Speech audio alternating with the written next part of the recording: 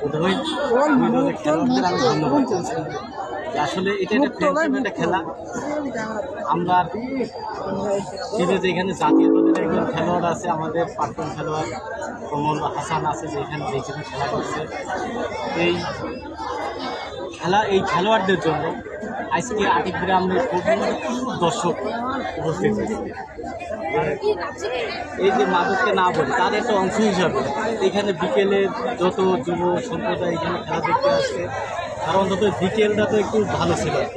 যদি এরকম খেলা মাঝে মধ্যে আয়োজন করা যায়, যুব সমাজকে এই জন্য যারা বাচ্চা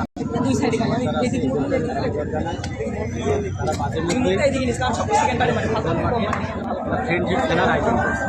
এটা একটা ভালো দিক এবং ওদের উদ্দেশ্য আমি মনে করতে পারি ভালো দিক এবং ভালো একটা কাজ খেলা।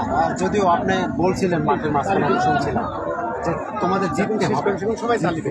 এই যে একটা আত্মবিশ্বাসের জায়গা থেকে এতগুলো তারকা খেলোয়াড় আমরা সাথে করে স্পোর্টস একাডেমির পক্ষ হয়ে খেলছিলাম, বড় একটা আত্মবিশ্বাসের গোলও দিয়েছিলাম, শেষ মুহূর্তে এসে পরিশোধ সব মিলিয়ে আসলে সব মিলে এটা তো একটা খেলার একটা অংশ।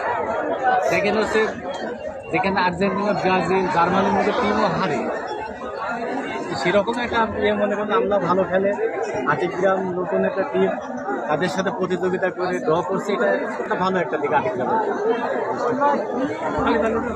ধন্যবাদ।